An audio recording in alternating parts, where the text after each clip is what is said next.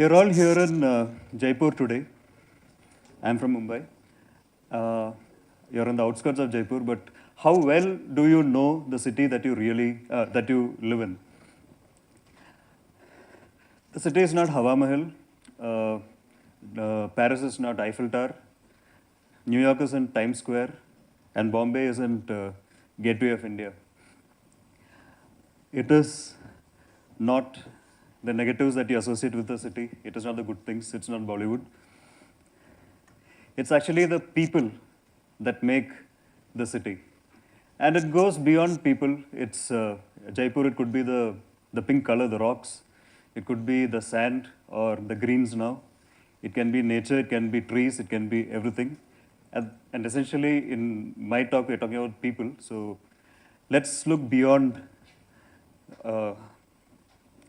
what is obvious. Mumbai is home to about 24 million people. And that's like it keeps increasing by a million almost every year. And that's common to all Indian cities at the moment.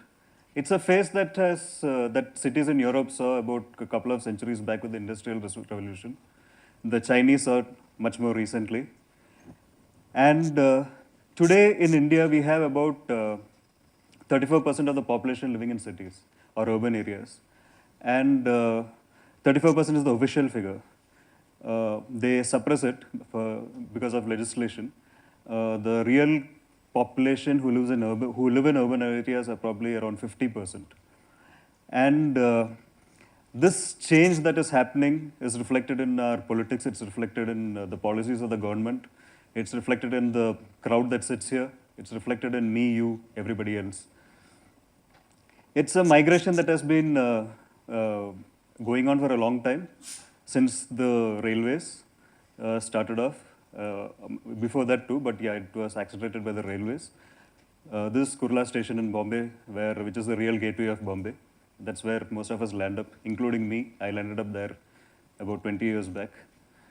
And that's where people come to prove their worth. And we all move on from one city to another and discover our fortunes. And my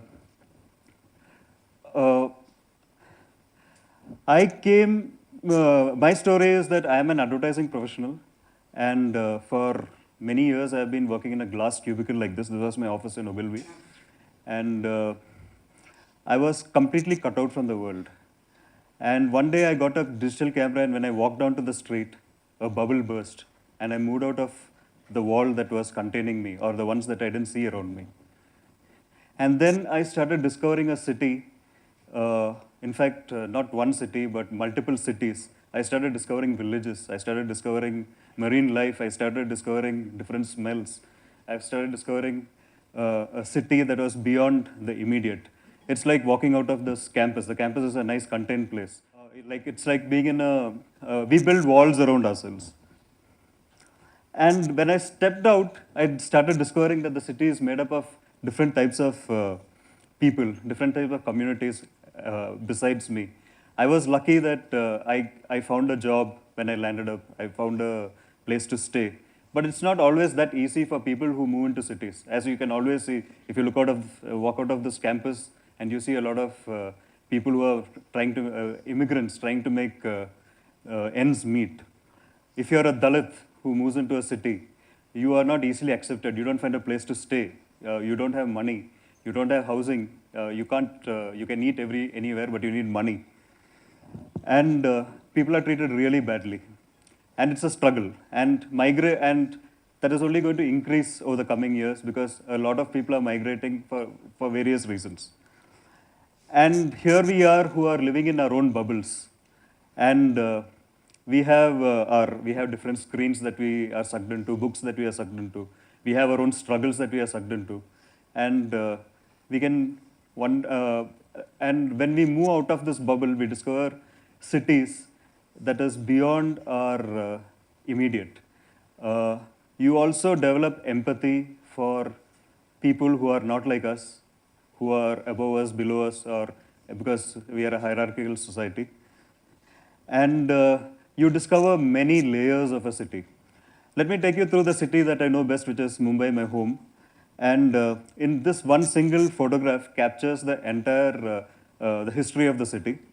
In the foreground is actually a mill which has been leveled down because the textile industry has changed from manufacturing. The manufacturing process has changed. So they are now in sweatshops and slums. That's where garments are made. We don't make cloth anymore in Bombay. So that's the mill that has been demolished in the foreground. In the middle, you see a railway track, which is which defined Bombay for the last 2 centuries or 150 years, when because the city developed along the railway tracks, and it's still around the railway tracks that the city is growing. After the railway track, the next layer you see is actually the Nehruvian era, or the one immediately after the independence, where you had the industrial, the temples of modern India, sort of, where you had manufacturing happening at a large scale, and which led to a big wave of migration again. And finally, you have the big high rises, which is the new, which is the current phase that we are in, and that is the services sector, the financial and the services. We do, like the rest of India works, we in Bombay make the money. So that's what happens up there in the high rises. And I'm part of that, I do advertising, so it's, we are leeches who make money out of you guys. And there are different layers to it. So layers come in different ways. This is another layer. What you see in the foreground is a dargah of Haji Ali, where you see where the poor, where the mass is strong. It's like Ajmer. So it's like you have people coming in from all over, rich, poor, everybody, but mostly poor. And what you see through the frame is actually the house of the richest man in India, or the richest family in India, which is the Ambanis. The antilla is what the building is called, which is covered in tarp when it rains. And layers are different. Like you have this family walking past and looking up at a building or a house that they are not likely to own, or the taxi driver who is in his own bubble looking up at a building where somebody else works. Bombay is full of is a beautiful city to photograph because the contrasts are right there for you to see, and very few cross the divide. But I try to, thanks to a camera, I just step out and I've started interacting with with the different layers. So 50% almost of Bombay lives in a slum, which is which you can see on your left. It's almost like a village. Slums. One reason why villages, why many places which are urban are not classified as cities, which brings down the proportion of population to 34%, is because the government, as soon as it becomes a Nagar Panchayat, they're mandated to provide certain services which they don't want to, which is why the official statistics of the people living in villages is more. So similarly, slums are places where the government can easily take their hands off and tell, we will not provide basic services. So which 50% of Bombay lives there. So you don't have the government is free, or the city is free to not do anything for them, or they can cater for themselves. And then you have this, you have a village on the other side, which is actually a fishing village, because as you know, it's an island. Bombay is an island and it's a fishing villages.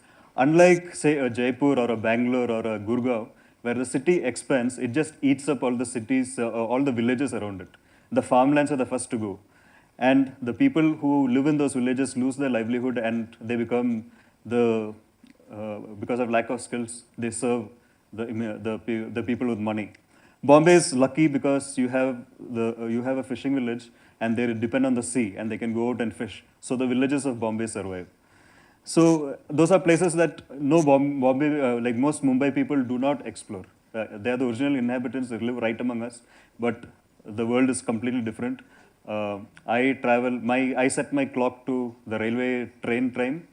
The people of the villages live in a different time, and they live according to the tides of the sea. And it's like two extreme poles. So basically, what is happening with migration and with cities is that we are building a lot of invisible barriers through economic pressure, social pressure. And so this is what happens. Trees, I mean, even trees are an integral part of a city. which we don't acknowledge, like animals or birds or marine life, or like the earlier speakers spoke about the organisms that live in the soil. We don't see them.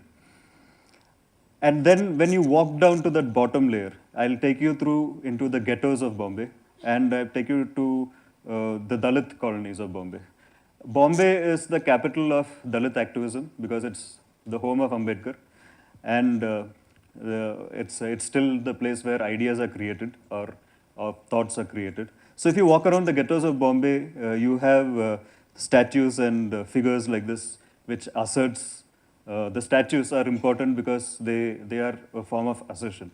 So here you have constitution, and there's a reason why. You find education is something that is stressed upon in all the ghettos that you visit. In a Dalit ghetto, education, you have pictures of libraries, you have books. The Constitution of India is almost an emblem. And it also takes on devotional overtones, and it creates new language of devotions. You can actually take part. These are welcome places. Like anybody can walk in. The good thing is that we can just walk into any of these places and just take part, sit, have a chai, talk. It's a beautiful city that way.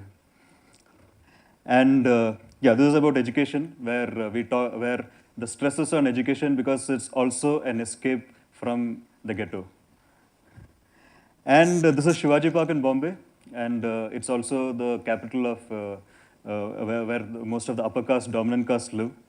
But on December 6th, which is an important day for the Dalits, it's taken over by Dalits from all over India. And then they plant a flag and they just assert their, I mean, it's like they come and burst a balloon for a few days, and you realize that, yeah, there's so much of India out there that we are not seeing. So, and then there are other different levels of activism that you see. Like while education was very important in the recent past, you will also see that recently there has been a lot of that nobody is listening. Education takes a long time. So you can see lathis in their hand, whereas the image in the background has Annabhav Sate, who's a poet of Maharashtra, has a book. The old leaders had books, but the new generation is kind of like the Beam Army in UP. They have lathis because the Bharat Sarkar understands only violence apparently.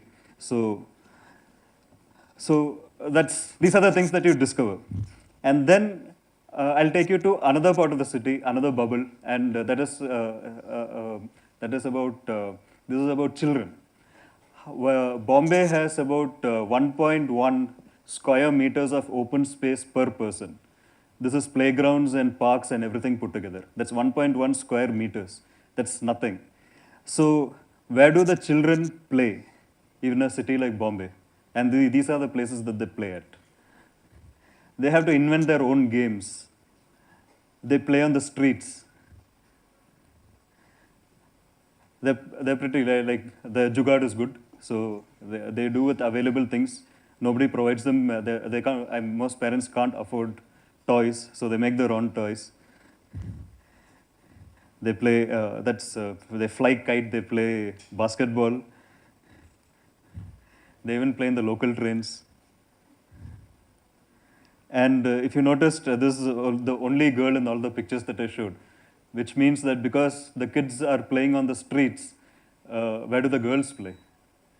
So that's like, that's half of the children in the city have no place to play at all. And then I'm coming to a most important, what does the city prioritize? What you notice is our favorite bubble, which is the car, which is our identity, which has become it's our kind of alter ego, and in this case, the cars that I'm talking about is an Uber or one of the hail taxi apps. So this is a park in Kurla in Bombay, and this is a playground that has been taken over by the cars, which you and I use when we use an app, because the drivers don't have a place to to park their cars, and what they do is they park it on playgrounds. So you might not buy a car, but the car that you use is actually stealing a playground in a city. And yeah, of course, cars are important for us. And that's the bubble that one of the main bubbles that excludes us from the urban commons, the common space that we all share. It becomes part of our identity. This is it's an art installation at a fair, and that's the vehicle of the city, the favorite god of the city. It's taken over all places. Any public open space, and you find cars, and there's Mushika. And then it becomes a muscular assertion. Yeah, the bigger the car. Like in Jaipur, I noticed that you have a lot of Toyotas, the larger ones. It seems to be the most popular one. In Bombay, it's a little smaller, it's a Safari. And then in the old days, people used to wear caste marks on their foreheads or in their clothes. Now you put it on your car. So, and where do you show your power? You show it on the street. And of course, it's your most important position at a certain age or at any age. And so the point of this entire talk was that I was a person living in a bubble. I was doing advertising. I was making people consume. And I was losing empathy is what I felt. And a camera that I was carrying helped me go beyond my immediate and step into spaces that I would normally not move into. And empathy is very important in today's world because like social media, where you are only talking to people who are talking what you are, saying what you like, or you follow only things what you like. There's a world out there, and these invisible walls are meant to be broken. And that would probably make our cities a better place, especially when it grows. A city like the Indian cities have always been segregated into little pieces based on community, class, and different factors. And when we are growing at the space where we will have super cities of 25 million in the next 5 years, at least 4 of them. So won't you, if we try to break these walls and bridge these divides, India would be probably, the cities in India would probably be a better place, an empathetic place for all of us to live together. And that first step is probably, in my case, I took a camera and I just walked out. And for some, it could be doing things they love. It could be technology, it could be science, it could be art, or whatever you feel is, what one feels is right. But the breaking of the invisible walls is, in my view, is something that broke the invisible walls for me and made this city, the city that I live in, a better place for me to live. Thank you.